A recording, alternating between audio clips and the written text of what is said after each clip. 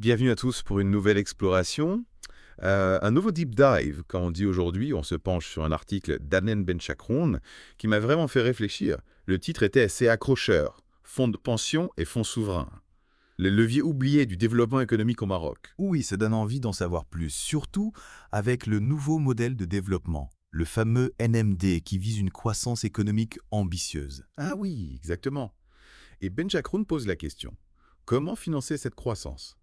Parce qu'on sait que le NMD mise sur des investissements importants, que ce soit dans les infrastructures, l'industrie, ou encore les nouvelles technologies. Oui, et c'est là que les choses se compliquent. Ben Chakoun souligne que les solutions qu'on utilise habituellement, comme le système bancaire ou l'endettement public, ont leurs limites. C'est vrai, les banques ne peuvent pas tout financer, même si elles sont solides, et la dette publique, eh bien, elle est déjà élevée. Exactement. Alors, quelles sont les alternatives? C'est la grande question. Et Ben Chakroun propose d'explorer des pistes audacieuses. Des leviers oubliés, comme il les appelle. Il s'agit des fonds de pension et des fonds souverains. Des outils financiers puissants, mais qui restent largement sous-exploités au Maroc. Tout à fait. Ce sont des outils qu'on a tendance à oublier, on va dire. Vous nous en dites plus, tu as dit des plus tabesto. Avec plaisir. Commençons par les fonds de pension. Pour faire simple, ce sont des sommes d'argent mises de côté par les travailleurs et les employeurs pour financer les retraites. Oui, d'accord. Mais ce qui est intéressant, c'est que ces fonds peuvent aussi être investis pour générer des rendements, faire fructifier l'épargne. Ah oui, j'ai entendu parler de ça. Il paraît que le Canada a un système de fonds de pension très performant. Absolument. Le Canada Pension Plan Investment Board, c'est un exemple très inspirant. Il gère plus de 500 milliards de dollars. Imaginez un peu 500 milliards. Ils investissent dans des projets d'infrastructure, des entreprises innovantes, les énergies renouvelables. C'est énorme. Imaginez ce que le Maroc pourrait faire avec une telle force de frappe financière. Oui, ça fait rêver. Mais la situation au Maroc est différente. On a la CMR et la CNSS qui gèrent les retraites. Mais elles font face à beaucoup de défis, notamment le vieillissement de la population. Oui, c'est vrai, Ben Chakro ne nie pas les difficultés. Il reconnaît que la CMR et la CNSS font face à des déficits et à des problèmes de gestion. Mais pour lui, c'est justement une raison de plus pour repenser le système. Donc pour Ben Chakroun, il ne s'agit pas de supprimer les fonds de pension, mais plutôt de les réformer, pour qu'ils puissent jouer un rôle plus actif dans le développement économique. Exactement. Il faut les moderniser, améliorer leur gouvernance et leur donner les moyens d'investir de manière plus efficace, plus rentable. Bien sûr, cela nécessite des réformes audacieuses, un changement de mentalité et une volonté politique forte. On voit bien que les fonds de pension, s'ils sont bien gérés, pourraient devenir un moteur important de la croissance économique au Maroc. Mais Ben Chakroun ne s'arrête pas là. Il parle aussi des fonds souverains. Qu'est-ce que c'est exactement? En fonds souverains. C'est un peu comme un grand coffre-fort appartenant à l'État. Il est alimenté par des ressources exceptionnelles. Des ressources exceptionnelles, c'est-à-dire en sait.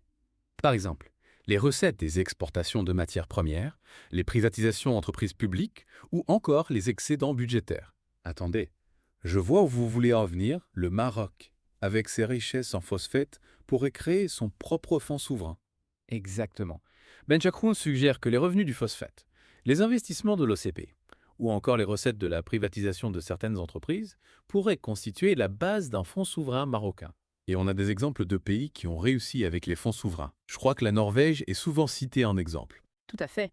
Le Norwegian Government Pension Fund Global, c'est la star des fonds souverains. Il gère plus de 1,400 milliards de dollars et ils ont contribué à la prospérité de la Norvège. 400 milliards. C'est colossal. Oui, c'est énorme. Ce fonds investit dans des entreprises du monde entier, dans l'immobilier, les infrastructures, les technologies. C'est un modèle très inspirant. C'est impressionnant. Mais est-ce que le Maroc pourrait vraiment suivre un modèle comme celui de la Norvège? Ben Chakoun pense que oui. Mais il faut être lucide. Il souligne que la création et la gestion d'un fonds souverain nécessitent une expertise pointue, une gouvernance irréprochable et une vision à long terme. Donc ce n'est pas une solution miracle. Il y a des défis à relever. Des obstacles à surmonter. Ben Chakroun est-il conscient de ces difficultés? Oui, bien sûr, Ben Chakoun n'est pas naïf. Il voit bien les obstacles. Il parle notamment du manque de confiance dans les institutions. La réglementation, parfois, elle est inadaptée. Et puis, il y a cette tendance. On préfère les investissements à court terme. Oui, je comprends. Ce sont des défis importants, mais pas insurmontables. Donc si je comprends bien, pour Ben Chakroun, ces fonds de pension et ces fonds souverains, ce n'est pas juste des idées abstraites.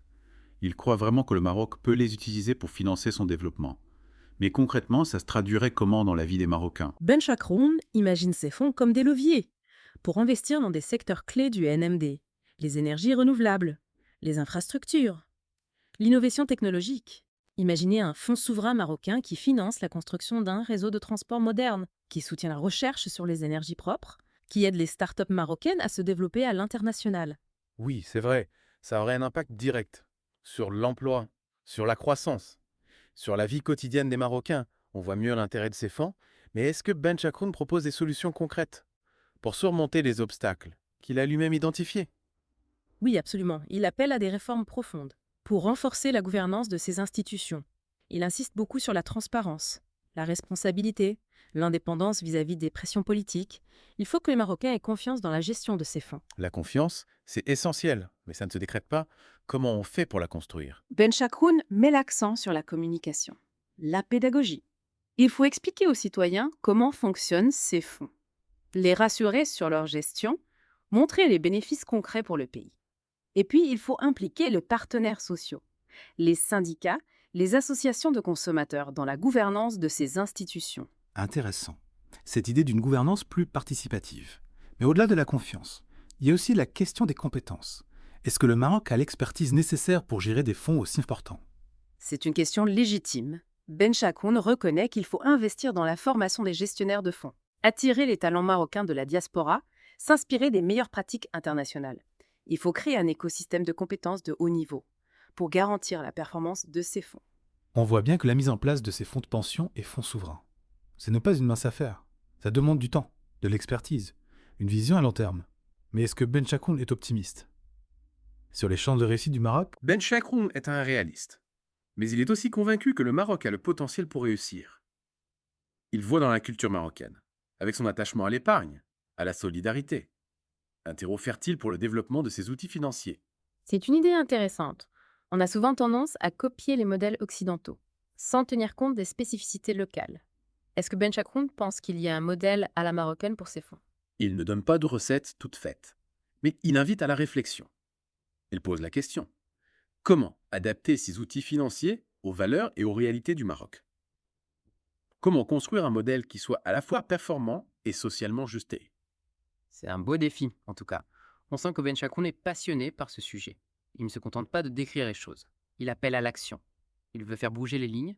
Est-ce qu'il a un message particulier à faire passer aux auditeurs, selon vous? Je pense que son message principal, c'est qu'il ne faut pas avoir peur d'oser d'innover, de penser en dehors des sentiers battus.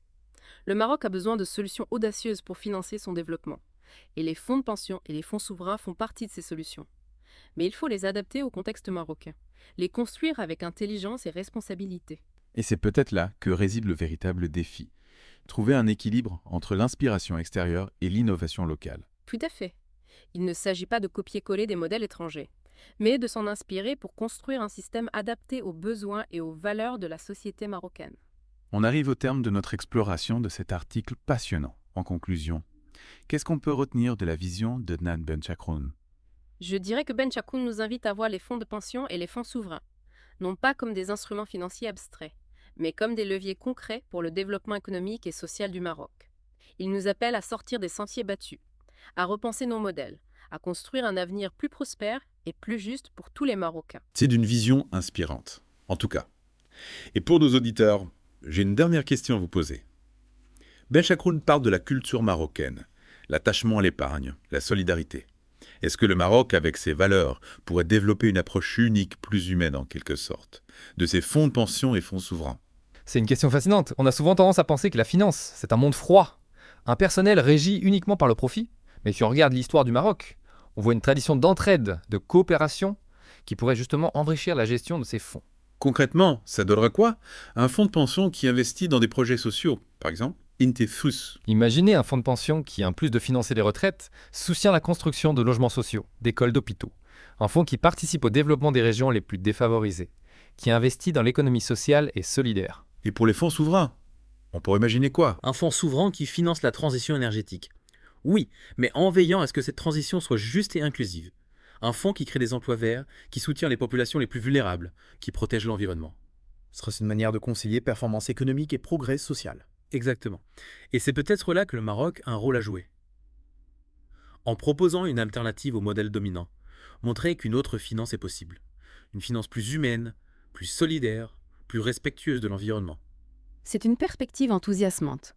Benchakron nous invite à être ambitieux, à ne pas nous contenter de copier les modèles existants, mais à inventer notre propre voie. Il nous rappelle que la finance n'est pas une fin en soi, mais un outil. Un outil puissant, certes, mais qu'il faut utiliser à bon escient, au service du développement humain et du bien commun.